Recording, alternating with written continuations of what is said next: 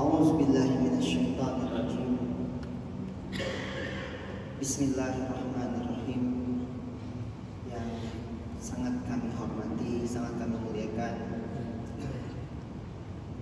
Abina, ayah kita semua, almarhum Kiai Haji Muhammad Arifin Ilham. Beliau pernah datang ke Pontianak dan saya hadir di kajian itu di Masjid Mujahidin tempatnya.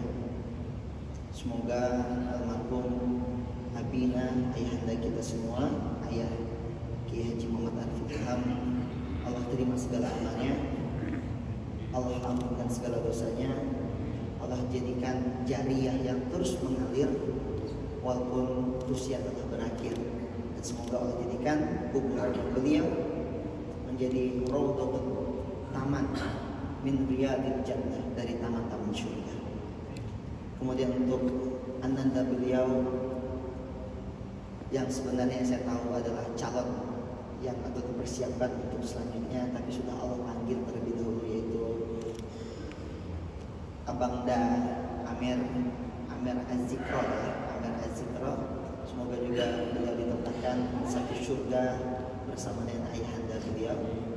Dan untuk semua yang ada di sini, ada Ustadz Rusli yang saya baru kenal.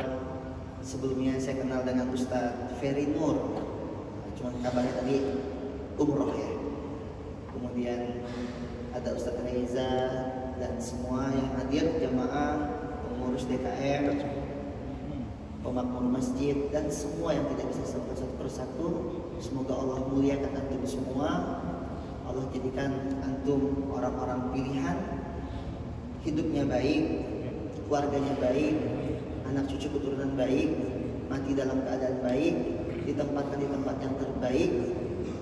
Dan saya, Ihsan Septiadi dari Pontianak, mengucapkan sebuah salam At-Tahiyyah Al-Muhabbah, salam cinta, At-Tahiyyah Al-Khalidah, salam yang akan terus abadi, At-Tahiyyah Al-Islamiyah, salam ketika seorang muslim bertemu dengan saudara muslim lainnya, salam yang menjadikan kita insya Allah mendapatkan rahmat, keberlimpahan.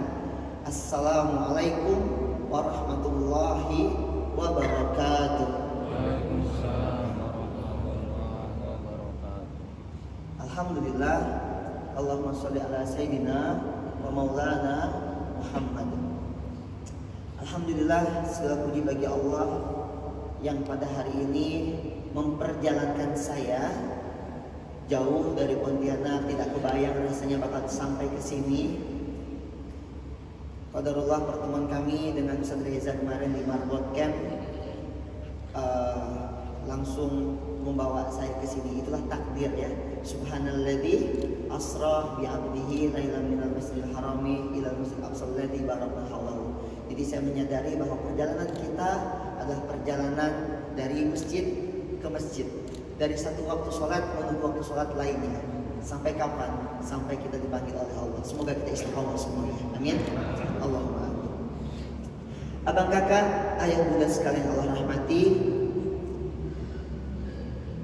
Ihsan Septiadi lama tinggal di Jawa Barat sebenarnya, tepatnya di Ciamis.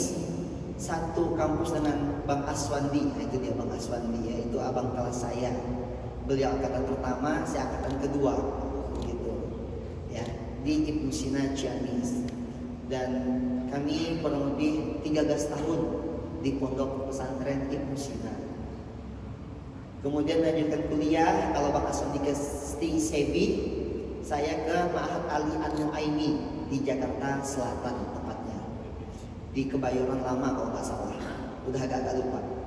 Nah, lalu perjalanan waktu saya pulang ke Pontianak, dan seperti biasa pada umumnya apa yang kita kejar adalah, saya pikir ya tadi kita ngejar tentang materi, kita mempersiapkan hidup yang baik, betul ya Bunda ya?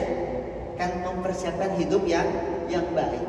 Cuman kadang dalam perjalanan sedang mempersiapkan hidup yang baik, kita lupa untuk mempersiapkan mati yang baik. Gitu. Karena pengennya apa? Hidup yang baik. Dalam definisi hidup yang baik banyak yang terpeleset. Bahwa hidup yang baik adalah punya rumah yang besar, betul apa tidak? Bahwa hidup yang baik sama dengan adalah punya mobil yang banyak, betul apa tidak? Ini definisi-definisi yang salah.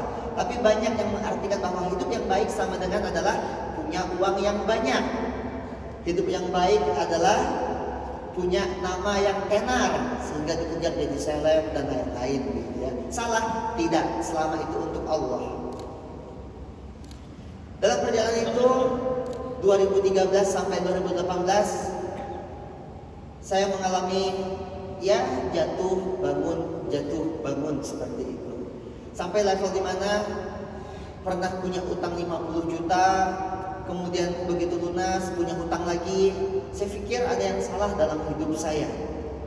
Orang yang Allah izinkan pernah mondok, orang yang Allah izinkan pernah selesai hafalan Qur'annya, tapi pada akhirnya yang dulunya pernah, bukan saya yang mau, tapi diberi gitu ya, diberi gelar Al-Hafiz, pada akhirnya jadi Al-Habis gitu ya. Kalau bahasa Sunda ACF gitu ya. Habis, bukan hanya habis hafalan Qur'annya, tapi habis juga kehidupan saya gitu ya. Jatuh bangun babak belur, habis. Sampai ada level di mana saya juga bingung, ada yang salah seperti dalam hidup saya. 2018 saya akhirnya mondok kembali, comeback begitu. Allah izinkan untuk mondok kembali di Pontianak, dan 2019 Allah izinkan saya bertemu dengan Tuan Guru Ustaz Abdul Somad waktu itu. Sampai akhirnya kami membangun sebuah desa. Saya dikirim ke pedalaman membangun sebuah desa yang jauh dari peradaban. Hanya dalam waktu 1 bulan Allah izinkan desa itu hari ini menjadi satu desa kampung Darussalam namanya. Sampai kita rubah nama kampungnya. Ya, Afwan, ini seperti belum connect. Benar ya? Belum connect kayaknya. Coba dibantu untuk koneksinya kawan-kawan.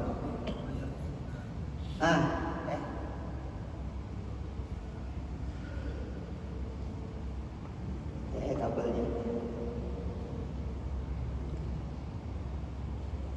Ustaz Adib, tolong dibantu. Coba ya. Nah, akhirnya saya diberangkatkan dan dilepas oleh Ustaz Abdul Somad ke satu kampung yang jauh dari peradaban, bahkan tidak ada ustadz di sana. Lalu diberi satu amanah, yaitu membangun peradaban. Kami diajarkan, dibekali dengan ilmu 4 pilar peradaban. Insya Allah mungkin ini yang akan kita coba sharingkan di masjid peninggalan ayah kita, yaitu Ki Haji Muhammad Arifin Ilham. Dan Masya Allah tabarakallah, dalam waktu 1 bulan, hari ini Allah izinkan kampung itu berubah nama menjadi Kampung Darussalam. Dan saya baru pulang dari sana, tepatnya kurang lebih sekitar 10 hari yang lalu, untuk melihat kembali Kampung Darussalam. Dan di sana sudah ada pondoknya, sudah ada masjidnya yang makmur, sudah ada baitul malnya, dan sudah ada amal usahanya. Kurang lebih seperti itu, atau sedang akan dibangun amal usahanya.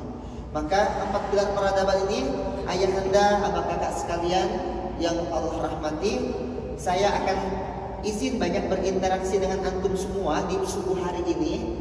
Rule of the game-nya adalah saya akan ucapkan atau menyebutkan beberapa ayat nantinya, dan saya izin ayah bunda abang kakak sekalian untuk ikut interaksi dengan saya. Silakan pegang Qur'annya atau pegang handphone yang ada Qur'an di dalamnya. Yang belum ada Qur'an di dalam handphonenya berarti Qur'annya belum mu'alaf. Disyahadatkan dulu ya. Boleh? Boleh pegang. Kalau bagus lagi Qur'an yang ada terjemahannya. Karena nanti saya akan minta abang kakak ayah bunda sekalian, begitu saya menyebutkan satu ayat, ayah bunda abang kakak cari ayatnya, dan kalau ketemu langsung saja sebutkan artinya. Kita akan mentadabburi Quran insya Allah. Bukan tafsir ya, tapi mentadabburi Quran. Kalau mentafsirkan Quran, saya bukanlah orang yang tepat untuk mentafsirkan Al-Quran. Maka jauh daripada kalimat itu. Ini kita akan mencoba untuk mentadabburi Al-Quran. Kita akan banyak interaksi dengan Al-Quran, insya Allah. Semoga majlis ini majlis yang penuh dengan berkah. Kita akan bahas tentang 4 pilar peradaban. Rasa-rasanya tidak layak untuk saya membahas ini di satu tempat yang sangat mulia ini, tempat ayahanda Kiai Haji Muhammad Ilham ini. Tapi semoga ini menjadi penguat kita bersama bahwa kita punya tujuan yang sama dalam membangun peradaban-peradaban agar ini terus untuk 100 tahun ke depan, 200 tahun ke depan ini akan terus ada walaupun kita sudah tiada. Sepakat kira-kira ya. Dan semoga ilmu ini bisa kita tularkan bukan hanya untuk kita tapi untuk anak-anak kita. Kalau ayahanda sudah tahu, alhamdulillah, tapi mungkin kita masih punya PR untuk memberitahu hal ini kepada anak-anak kita semua. Mungkin seperti itu. Kita akan buka Quran surah ke-35 ayat ke-29. Silakan buka Qurannya. Dan bagi yang dapat boleh angkat tangannya untuk kita sama-sama akan berinteraksi di subuh hari ini, insya Allah. Sudah ada yang dapat? 3529. Ada? Ada mic satu lagi yang bisa untuk peserta?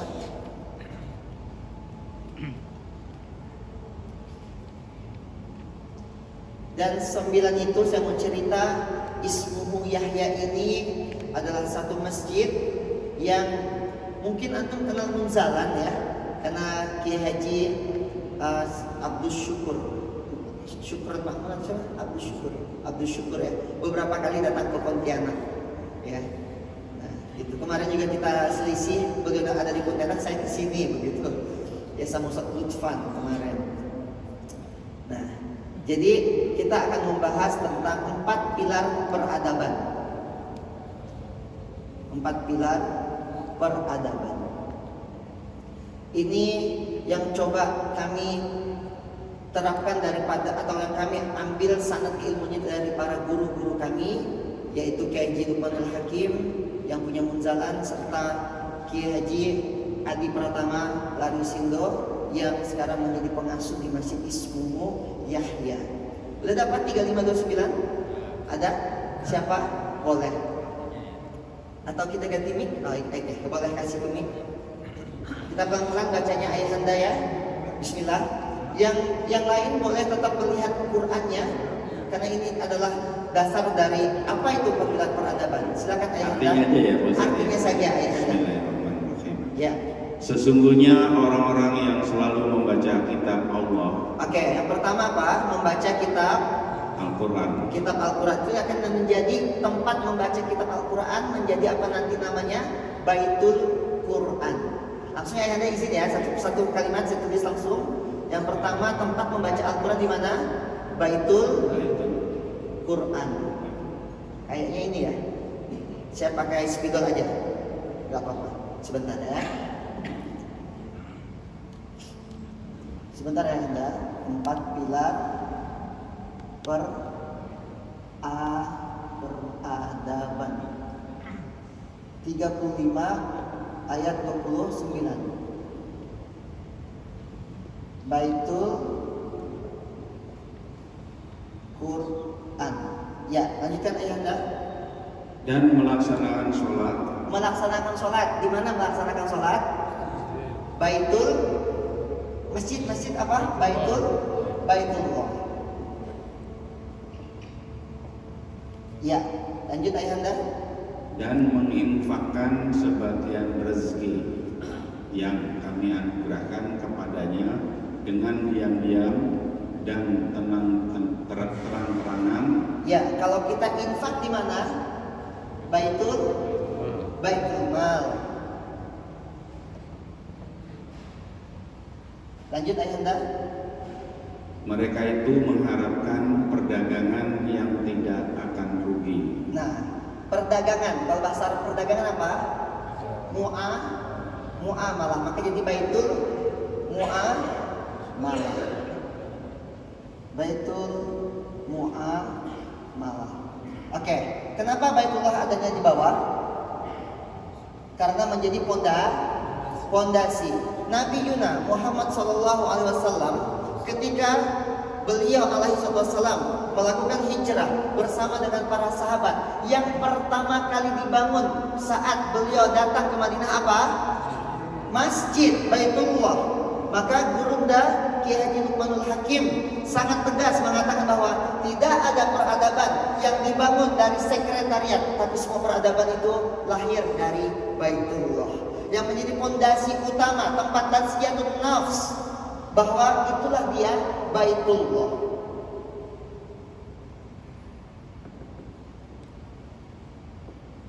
Sekarang pertanyaannya adalah, apa yang dilakukan SOP Qurannya di Baitullah? Guru kami Kiai Haji Luqmanul Hakim, Kiai Haji Aji Pratama Larisindo mengatakan minimal ada 3 ayat tentang SOP bagaimana kita berinteraksi, memakmurkan, memuliakan Baitullah. Ada 3 ayat. Lagi-lagi izin ya, kita akan interaksi. Buka ayatnya. Quran surat kedua ayat 125. Silakan ayahanda, abang kakak sekalian, ayah bunda sekalian, untuk membuka Quran surat kedua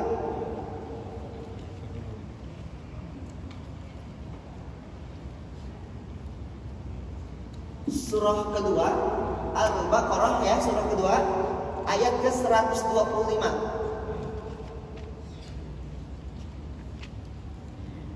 Dapat? Ada yang lain?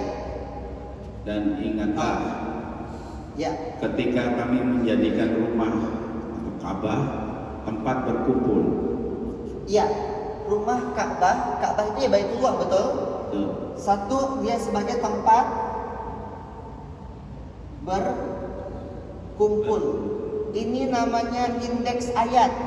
Jadi Al-Quran itu bisa kita indeks, gitu ya. Jadi ayat ini indeksnya adalah tempat berkumpul. Dan ini tadabbur ya ayat bunda. Jadi kita mencoba untuk mentadabburi Al-Quran. Lanjut ayat. Dan tempat yang aman dan bagi tempat manusia. Dan tempat yang aman. Maka fungsi pertama Baitullah atau SOP pertama Baitullah untuk kita yang mengaku cinta dengan masjid ini, yang tertaut mu'allakun qalbuhu bil masajid, tertaut hatinya dengan masjid, apa yang harus kita lakukan untuk pertama kali? KPI-nya adalah kita melakukan yang namanya menjadikan masjid itu tempat berkumpul dan tempat yang aman. Poin pertama, ada yang masih bingung atau bagaimana? Aman ya insya Allah ya, bahwa masjid ini tempat berkumpulnya umat Islam dan tempat yang aman. Maka kalau di masjid dilakukan tempat perkumpulan untuk musyawarah, boleh nggak di masjid? Boleh. Bahkan Nabi Muhammad SAW yang saya lihat dalam literasinya, yang saya baca dalam Sirah Nabawiyahnya, kalau lagi musyawarah untuk perang saja itu di dalam masjid, betul apa tidak? Dalam masjid yang nggak boleh itu cuma satu. Dan bahkan didoakan sama Nabi Yunus itu dia apa? Tidak dapat keberkahan, hanya satu saja nggak boleh. Apa itu? Melakukan perdagangan. Betul? Hanya itu yang nggak boleh. Tapi kalau masjid tempat untuk menikah, boleh nggak? Boleh. Untuk akad nikah, bahkan berkah. Masjid di dalamnya ada rumah sakitnya atau rumah sehatnya, boleh? Boleh. Karena saat orang-orang perang, ketika mereka akan dilakukan perawatan di mana? Di masjid. Masjid jadi tempat pendidikan, boleh nggak? Kan tempat berkumpul dan aman. Kita bikin halakoh, bahkan untuk anak-anak yang mungkin putus sekolah. Bahkan universitas tertua di dunia namanya adalah bukan Al-Azhar. Al-Azhar itu nomor 2. Nomor 1 itu yang di Maroko, Al-Qariwiyin. Itu dari masjid. Setelah itu Al-Azhar dari masjid, betul? Bahkan universitas lahirnya dari masjid. Maka masjid nanti punya universitas. Masjid punya sekolah. Jangan dibalik ya. Beda ya antara sekolah punya masjid atau masjid yang punya sekolah. Maka kami baru saja kemarin melakukan launching UMI. Apa itu UMI? Universitas Masajidullah Indonesia. Dari S1 sampai S2, dan saya terdaftar sebagai mahasiswa S2 di UMI, Universitas Masajidullah Indonesia.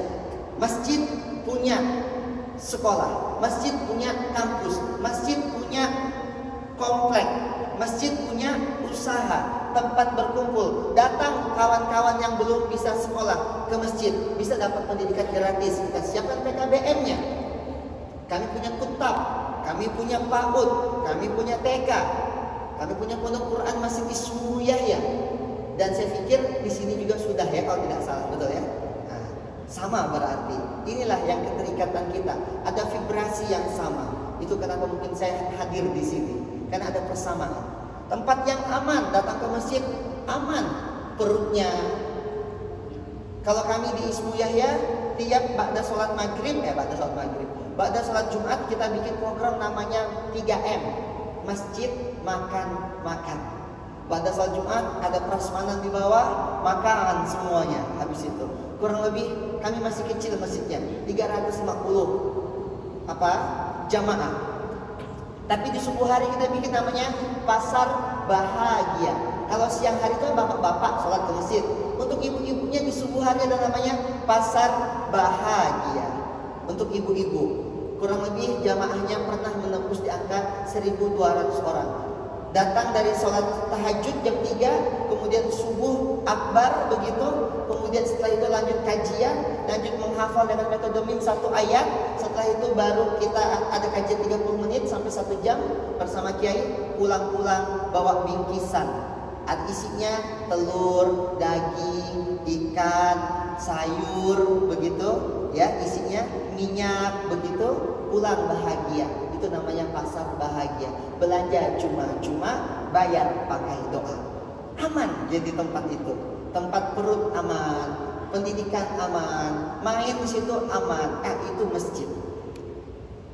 Ayat kedua tentang masjid, surah ke-17 ayat pertama. Silakan yang dapat dan angkat tangan. 17 ayat pertama. Dan ini nanti semuanya akan ada ayat-ayatnya. Kita akan banyak sekali pagi ini untuk membahas ayat-ayat ini ya, insyaallah. Sebagai bentuk kita mengenal lebih dalam lagi.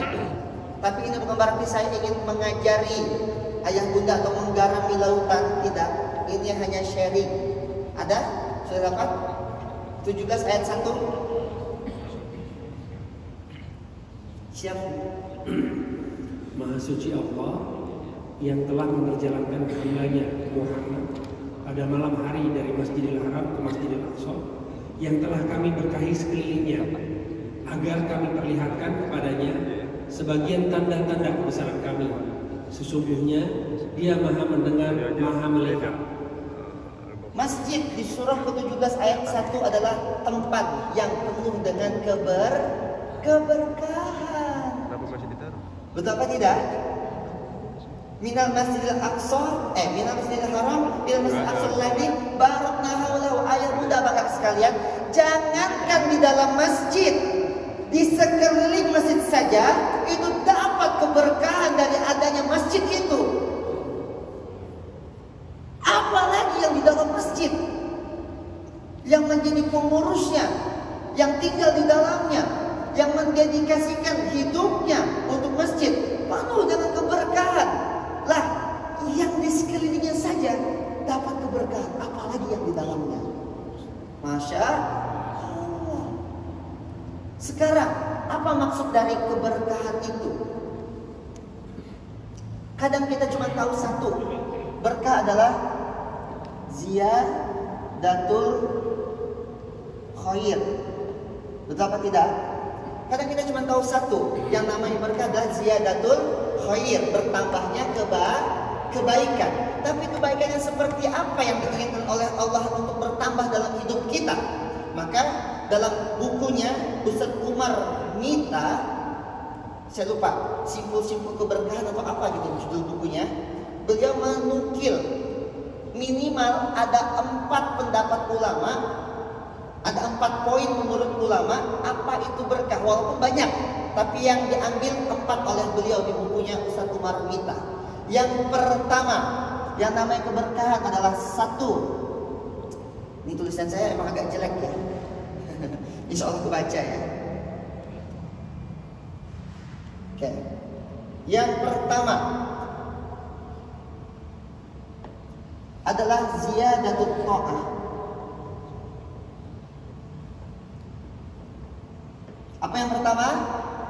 Ziyadatut ta'ah. Yang namanya bertambah kebaikan adalah orang ini semakin hari, setiap detiknya menjadi hamba yang penuh dengan ketaatannya, menjaga betul 114 surah, 6236 ayat, 604 halaman, 30 juz, 9060 baris, dijaga betul sama orang ini. Ziyadatut ta'ah. Setiap hari yang kita lihat hanyalah bertambahnya ketaatan. Mulai mungkin sholat duhanya 2 rakaat, jadi 4 rakaat, jadi 6 rakaat. Terus bertambah kebaikan dalam ketaatannya. Itu yang pertama. Ziyadatut ta'ah. Yang kedua, yang namanya dapat kebaikan adalah diizinkan orang ini. Siap, terima kasih ya. Yang namanya ziyadatul khair, bertambahnya kebaikan selain dia Allah izinkan orang ini. Ayah bunda, bapak ibu sekalian Allah rahmati. Saya mau nanya, ayah bunda bisa sholat itu karena ayah bunda sendiri yang pengen, atau memang Allah yang izinkan?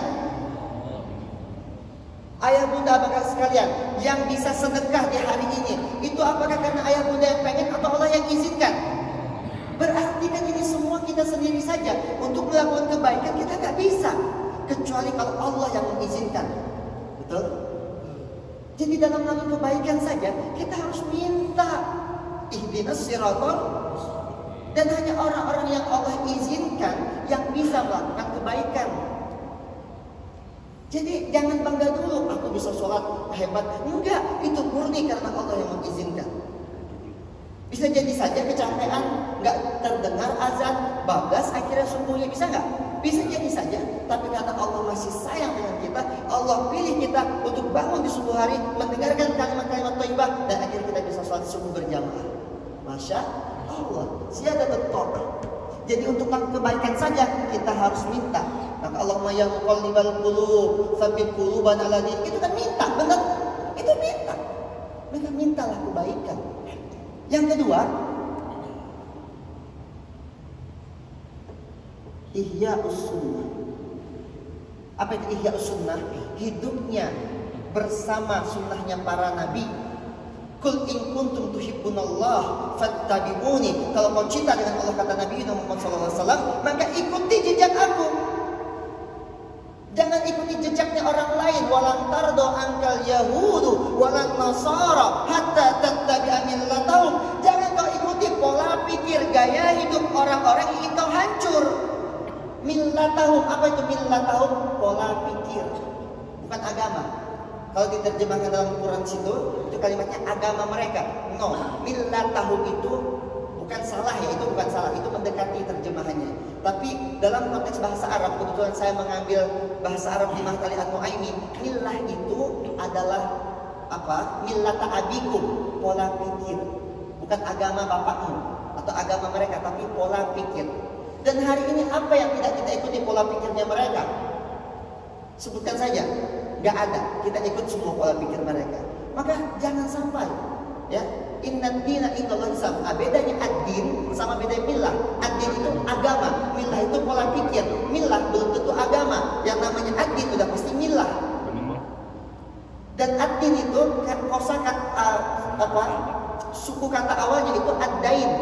Apa itu ad-dain? Hutang. Alastu bi rabbikum qalu bala syahidna. Kita punya hutang sama Allah. Untuk apa? Inna sholati wa nusuki wa mahyaya wa mamati lillahi rabbil alamin. Maka di zaman penuh fitnah ini, untuk mereka yang ikut 6236 ayat, ikut Ihya'us sunnah di jalannya para rasul, disebut dengan guroba. Siapa mereka guroba itu? Mereka orang-orang yang asing, aneh. Tapi inilah yang namanya apa? Keberkahan. Ihya'us sunnah. Ikut sunnahnya Nabi. Sunnah-sunnah pergerakan berjamaah, sunnah-sunnah dalam saling memaafkan, at-tasamuh, saling bertoleransi, at-tasamuh bimattafaqna, at-ta'awanu bimattafaqna wa natasamuh bimakhtalafna. Kita saling tolong-menolong dalam kebaikan apa yang kita sepakati, dan kita saling bertoleransi terhadap apa yang kita berbeda pendapat tentangnya. Jadi selesai sebenarnya bicara tentang toleransi antar umat beragama. Kadang yang belum selesai toleransi antar sesama kita. Ihya sunnah. Yang ketiga,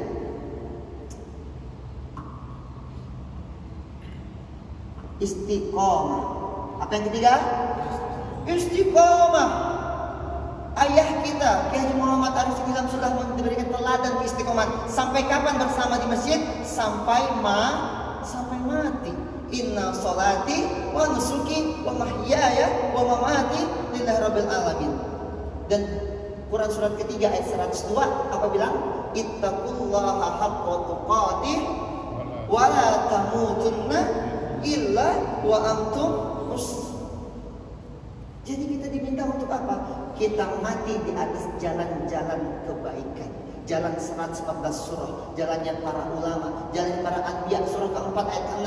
Bagi mereka yang taat sampai akhir hayat bersama Allah dan Rasulnya, bagi mereka dapat rahmat. Siapa mereka itu?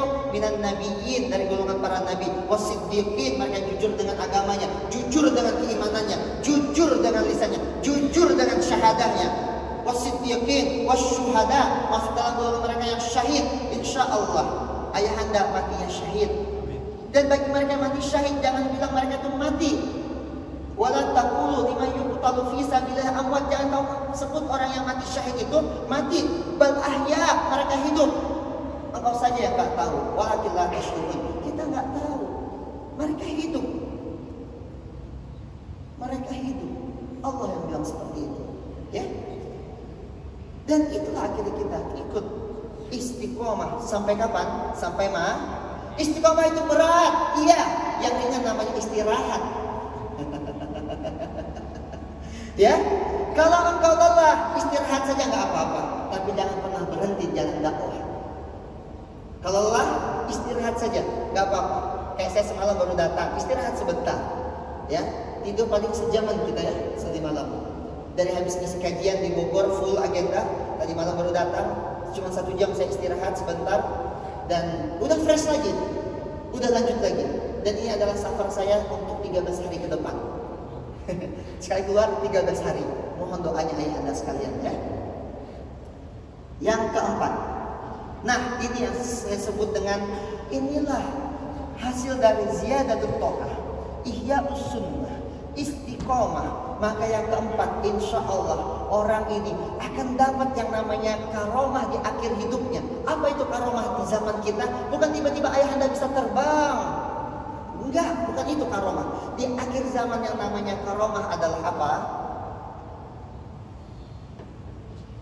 Husnul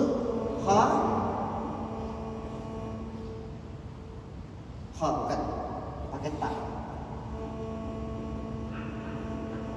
Husnul khatimah. Ini karomah di akhir zaman karena ayat Kiai Haji Adi Pratama Larisindo, Kiai EN, punya sahabat. Sahabat ini kerjaannya di bagian pengurusan mayat kalau di rumah sakit. Suatu ketika bertanya kepada Kiai Adi Pratama Larisindo, Bang EN, panggilan dia gitu biasa kami manggil ya, Kiai EN, antum tahu nggak dari 1000 orang yang saya bantu pengemasan jenazahnya di rumah sakit ini, berapa orangkah yang bisa antum tebak bisa mengucap La ilaha illallah Muhammad Rasulullah? Berapa orang kira-kira? Dari 1000 orang. Beliau nanya begitu kepada Kiai EN. Kalau bapak ibu bisa bantu jawab, kira-kira berapa dari 1000 orang yang bisa mengucap kalimat La ilaha illallah? Berapa ya? 10%, 50%, berarti 500 orang. Oke, ada lagi? Ada berapa? Kira-kira ayah anda bisa bantu jawab? Berapa? 20%, 20 orang, 10%, berarti 100 orang. Ada lagi? Berapa persen kira-kira? Ya, awalnya jawabannya adalah mungkin 500, mungkin 100. Dia bilang apa? Enggak, salah. 100 enggak, 10 enggak, 10 aja enggak. Dari 1000 orang, beliau yang mengurusi jenazah di rumah sakit itu mengatakan hanya 3 orang saja. Hanya 3 orang. Berapa persen? 0,3. Berarti kalau kita hari ini bisa mengucap kalimat La ilaha illallah Muhammad Rasulullah, itu karomah bukan? Maka minta sama Allah, semoga kita mati dalam keadaan yang terbaik, husnul khatimah. Ayahanda Sudah jam 5.30, sampai jam berapa saya kira-kira? 4 menit lagi. Sampai Isyraq sekitar jam 6 ya ayahanda. Hah? 3 menit lagi. Ini baru buka tuh. Gimana ayahanda? Lanjut. Ini baru Baitullah loh, belum Baitullah. Sampai selesai. Isyraqnya kita lewatin dikit boleh? Karena Isyraq itu kan sebenarnya kita menunggu duha di awal. Dan catatannya adalah dia harus dalam keadaan suci. Dan yang kedua, dia berzikir. Nah, at-ta'allum ini, kondisi kita sedang ta'lim ini sedang berzikir sebenarnya. Ya betul ya? Insya Allah kalaupun kita nanti sekitar jam 6 lewat dikit begitu, kita sholat 2 rakaat itu masih masuk Isyraq. Karena Isyraq itu sholat duha yang diawalkan begitu. Insya Allah ya Anda ya. Insya Allah. Syuruk ya, kata syuruk. Sekarang yang ketiga, yang pertama apa? Masjid sebagai tempat berkumpul dan tempat yang aman. Yang kedua tempat yang penuh berkah. Maka pastikan doanya Nabi Ibrahim, Robbi habli minas sholihin, atau wa min zurriyah apa? Robbi aki waj'alni muqimas sholati wa min zurriyati. Pastikan yang nanti datang ke masjid bukan ayahanda doang, tapi dibawa anaknya, dibawa istrinya, begitu. Keberkahan. Ketiga, surah ke-9 ayat ke-18. Silakan.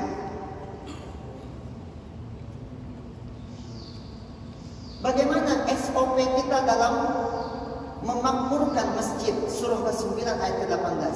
Ada yang dapat? Ya. Silakan. Bismillahirrahmanirrahim. Pakai mic, abang. 9:18. 9 itu apa? Atau apa arti at-taubah? Kembali. Kembali kemana? Ke masjid. Kenapa ke masjid kita kembali? Silakan ayatnya. Bismillahirrahmanirrahim. Apakah orang-orang yang memberi minuman kepada orang 18. Sesungguhnya yang memakmurkan masjid Allah hanyalah orang-orang yang beriman kepada Allah dan hari kemudian, serta tetap melaksanakan sholat, Ya. menunaikan zakat, Ya. dan tidak takut kepada apapun kecuali kepada Allah. Ya. Maka mudah-mudahan mereka termasuk orang-orang yang mendapat petunjuk. Dapat petunjuk bagi mereka yang menjadi pemakmur masjid. Di dalam masjid ada apa? Ada petunjuk. Bagi mereka yang punya hutang datang ke masjid, insya Allah ada petunjuknya di masjid. Karena Allah sudah bilang nanti kita di Baitul Mu'amar kita akan bahas. Kemudian bagi mereka yang punya jodoh datang ke masjid, maka masjid jadi tempat untuk saling bertemu dengan jodohnya. Ada contohnya, benar ya? Antum ketemu jodohnya di masjid? Belum, oh belum. Harus ada prosesnya. Nanti para ayah minta CV-nya dia sama cari yang di belakang kali ada, gitu ya. Saya doakan nanti dapat jodoh terbaik, jodoh terbaik. Yang nggak punya kerja datang ke masjid dapat pekerjaan. Saya kan PR masjid ismuhu Yahya, berarti saya bekerjanya di mana? Di masjid. Iya, saya bekerjanya di masjid.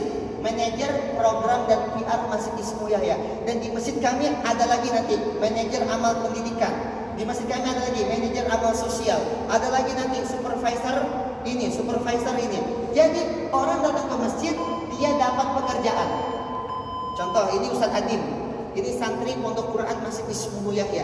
Hari ini naik levelnya setelah lulus pendidikan jadi santri pengabdian, lagi mengabdi sama saya. Kita keliling Indonesia. Kemudian setelah itu apa? Nanti ada levelnya beliau naik jadi namanya SPA, santri penerima amanah. Yang kerjanya apa? Memakmurkan masjid dengan apa yang beliau bisa. Begitu. Apa yang beliau bisa? Beliau bisa nulis. Kemarin baru saja nulis buku semua, bisa punya rumah Quran. Dalam waktu 1 jam ludes bukunya. Masya Allah. Begitu ayah bunda. Jadi nanti kita akan bahas insya Allah ya. Saya agak cepatkan saja lah karena waktunya sudah ini. Baitul Quran dulu. Setelah Baitullah, kunci di sini, ini kunci banget. Kunci di Baitullah begini. Ini bukan tentang besi atau pondasi. Nih ya, bagi para pengurus masjid, siapapun, dimanapun, ini bukan tentang besi dan pondasi, tapi masjid tentang apa? Fungsi dan kontribusi. Nah, itu dia, kata kunci banget itu ada di sini. Kemudian Baitul Quran ada di surah kedua ayat 121. Apa itu? Alladzina atainahumul kitaba yatlunahu haqqa tilawatihi. Membaca.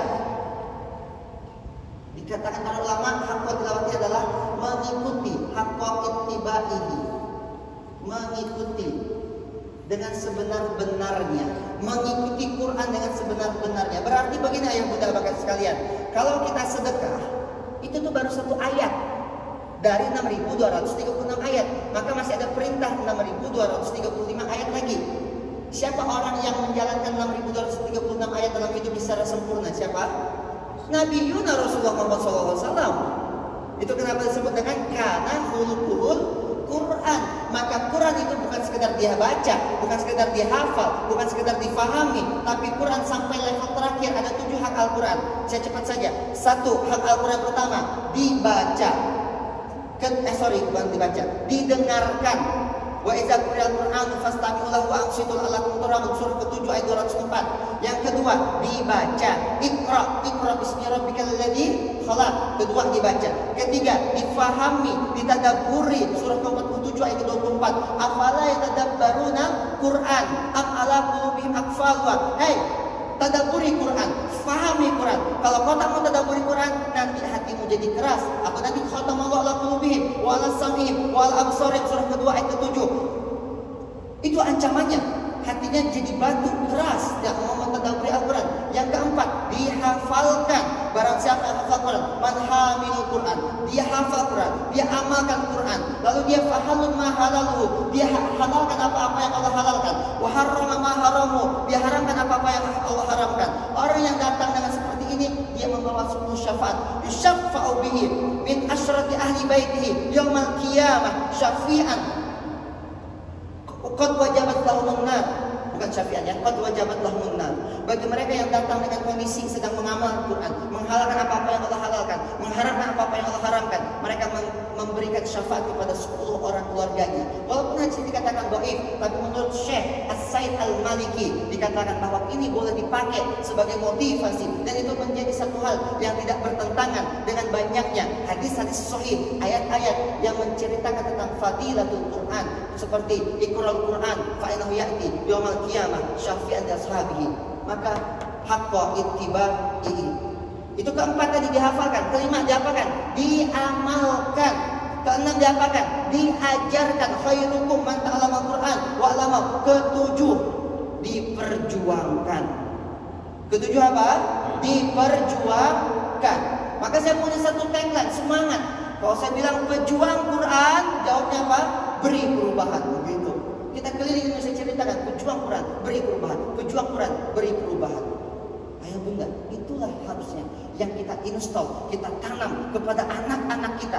Bilang kepada anak-anak kita, engkau harus jadi guru ngaji. Apapun profesimu, mau jadi dokter, jadi guru ngaji. Mau jadi pengusaha, jadi guru ngaji. Mau jadi TNI, jadi guru ngaji. Mau jadi polisi, jadi guru ngaji. Jadi pejuang-pejuang Quran. Itu yang harus kita install, yang harus kita doktrin kepada anak-anak kita. Maka nanti turunan dari sini ada 7 pilar pendidikan anak. 1, pilar pertama adalah adab. Pilar kedua adalah dia bisa baca Quran. Pilar ketiga, dia bisa menghafal Quran. Pilar keempat, dia bisa calistung. Pilar kelima, dia bisa public speaking. Pilar keenam, dia mengerti entrepreneurship. Pilar ketujuh, dia ngerti leadership sehingga dia menjalankan perintah Allah. Inni ja'ilun fil ardi khalifah. Surah kedua ayat ke-30, halaman ke-6, posisi paling atas, baris pertama. Begitu ayah bunda. Itu yang mau kita install ke anak-anak kita. Saya agak cepat saja ya. Baitul Mal, surah ke-9. Enggak, pertama. Surah kedua, ayat ketiga. Wa mimma razaqnahum yunfikun, dan mereka menginfakkan sebagian dari apa yang Allah berikan kepada mereka. Infakkan. Surah ke-9, ayat 103. Bahkan dalam infak boleh kita paksa. Khudz min amwalihim shadaqatan tutahhiruhum wa tuzakkihim. Siapa yang butuh berinfak? Yang butuh berinfak adalah kita. Untuk apa? Tutahhiruhum, membersihkan, wa tuzakkihim, mensucikan, membersihkan dan mensucikan harta dengan cara berinfak, dengan cara bersedekah, dengan cara berziswab, zakat, infak, sedekah, wakaf. Dan bahkan bisa dipaksa. Di zaman Abu Bakar diperangi mereka yang nggak mau berzakat. Surah ke-63 ayat ke-10. Dan ini penyesalan bagi mereka yang tidak mau berinfak adalah, ya Allah, setelah seorang mayit meninggal dunia, dia cuma minta dua kepada Allah. Surah ke-63, surah Al-Munafiqun ayat ke-10 mengatakan apa? Ya Allah, hidupin saya sebentar saja ya Allah, fa'asaddaqa, aku akan bersedekah ya Allah, akan aku infakkan hartaku fi sabilillah ya Allah, dan aku akan jadi fa'akum minas sholihin, jadi orang yang soleh. Pada akhirnya penyesalan selalu datang di belakang. Baitul Muamalah, surah kedua ayat 275 sampai 276. Yang namanya dagang halal, riba haram, kemudian sedekah, subur, kebalik ya, yang hakullah riba hancur, musnah, sedekah, subur. Saya sebut ini dengan dagang, sedekah, dengan namanya dua pilar kebangkitan umat. Bagi mereka yang jadi apa? Jadi seorang manusia Muslim, lalu mereka ngerti perdagangan dan mereka rajin bersedekah, mereka akan hidupnya penuh berkah dan penuh dengan kesuburan. Inilah dua pilar utama kebangkitan umat kita. Maka umat ini ekonominya dikuasai oleh siapa? Gak usah disebut lah ya, tahu semua. Sedekah begitu juga. Karena ini live, saya nggak bisa ngomong terlalu panjang di sini, tapi kita sama-sama tahu. Maka umat ini gak ada kejayaannya kecuali dia dengan punya jiwa entrepreneurship. Karena Nabi Muhammad adalah pedagang sebelum jadi Nabi. Khadijah adalah pedagang. Kenapa harus pedagang? Karena jiwanya kalau pedagang ini challenging, dia menantang gitu. Ya. Kemudian kenapa harus berdagang? Karena ada begitu banyak hal-hal yang bisa diselesaikan, ada problem solving, di situ ada masalah, di situ ada kedewasaan, di situ ada pengambilan keputusan, decision maker, di situ ada banyak hal yang bisa mengajarkan. Maka anak-anak kita harus dididik jiwanya untuk menjadi entrepreneur. Dan entrepreneur itu bukan tentang jual dan beli, tapi ini tentang mentality, bagaimana ketika dia jatuh bangkit lagi. Dikatakan wala ta'asu min rahmatillah, jangan putus asa dari rahmat Allah. Atau di ayat yang lain, qul ya ibadilladzina asrafu ala anfusihim la taqnatu min rahmatillah. Jangan kau berputus asa, jangan kau bunuh dirimu, jangan kau celakai dirimu. Kalau kau lagi jatuh, datang kepada Allah, datang ke Baitullah. Inilah 4 pilar peradaban. Antum kebayangkan yang tidak bangga sekalian, kalau ada satu orang manusia menguasai Baitullah, ngerti tentang Baitullah, dia ngerti tentang Baitul Quran, dia ngerti tentang Baitul Mal, dia ngerti tentang Baitul Muamalah, apa jadinya umat ini? Allahumma a'izzal Islam wal muslimin. Bukankah ini akan menjadi jalan kebangkitan untuk umat Islam ini kembali berjaya? Betul? Ini yang harus diajarkan di sekolah. Ini harusnya diajarkan di lembaga-lembaga. Ini dia. Dan ini dari ayat 1. Satu ayat turunannya di banyak. Surah ke-35 ayat 29. 35 itu surah apa? Fatir. Apa arti Fatir? Penciptaan. Ini kita ingin menciptakan generasi yang kuat, al-mu'minun al-qawiyyu khairun minal mu'minin dhaif. Bagaimana mu'min yang kuat itu? Ya ini. Mu'min yang faham 4 pilar ini. Dan ini bukan tentang siapa-siapanya, tapi di dalam dirinya sendiri dia ngerti 4 pilar ini. Nanti seperti ini. Bisa seperti ini plus ya. Di bawah Baitullah, Baitul Quran, Baitul Muamalah, Baitul Mal, Baitul Muamalah. Dalam diri seorang muslim yang disebut dengan Quran surat kedua ayat 208, udkhulu fi silmi kafah, dia ngerti 4 pilar ini. Nabi Muhammad ngerti Baitullah enggak? Bangun Baitullah, bikin sistem Baitullah. Nabi Muhammad Baitul Quran Megang nggak sebagai kepala pendidikan di Madinah Al-Munawwarah? Kan Nabi Muhammad yang mendidik para sahabat. Berarti Baitul Qur'annya ada? Ada. Nabi Muhammad pegang kunci Baitul Mal nggak? Iya, Baitul Mal.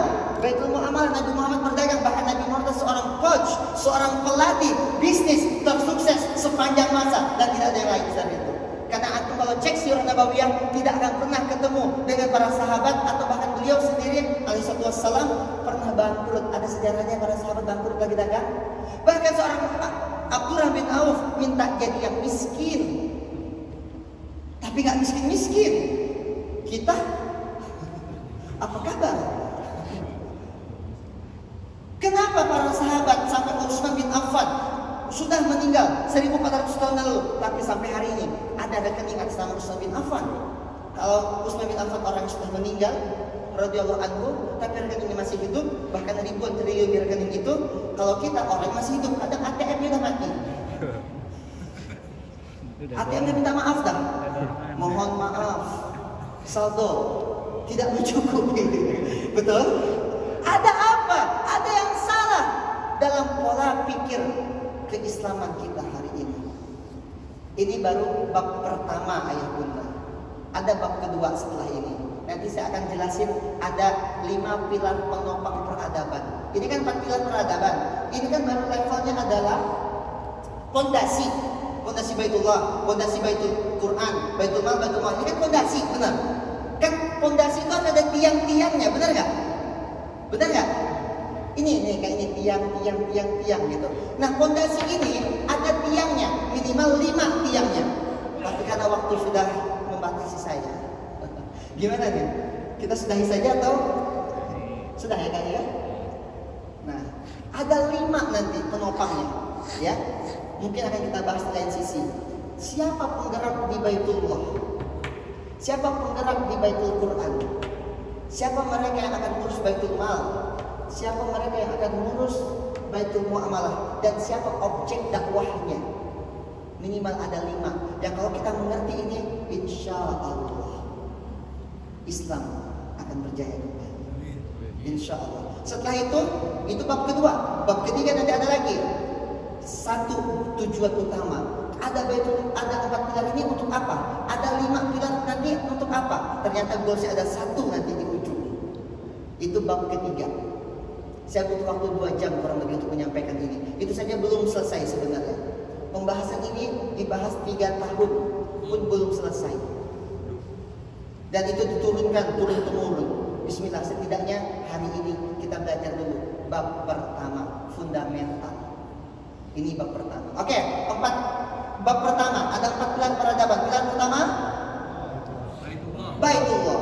Pilar kedua Baitul Quran. Pilar ketiga Baitul Mal. Pilar keempat itu dulu saja dari saya Ihsan Sikdani, PR Masjid Ismulia. Kami menyampaikan salam dari Kiai kami Adi Pratama Lisindo dan mengundang ayah bunda sekalian, silakan datang ke Pontianak. Ya, silakan datang ke Pontianak. Saya dengar Ustaz Reza dan siap datang. Ustaz Rusli ditunggu juga kedatangannya. Udah pernah. Kismuya tapi belum ya? Belum. Nanti datang ke Kismuya ya.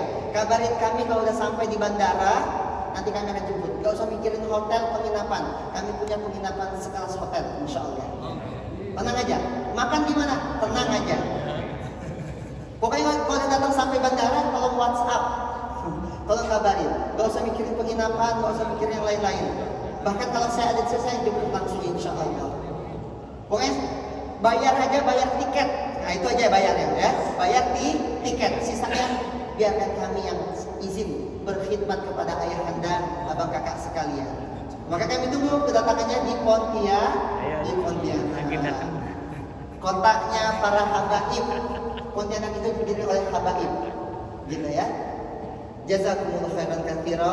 Al-Fakir Ihsan Septiadi sudah diizinkan mengucapkan terima kasih banyak. Jazakumullah khairan katsira. Semoga kita semua dipilih Allah untuk jadi orang-orang terbaik. Kita semua dipilih oleh Allah untuk menjadi orang yang bisa menjadi sumbangsih terhadap kejayaan umat ini.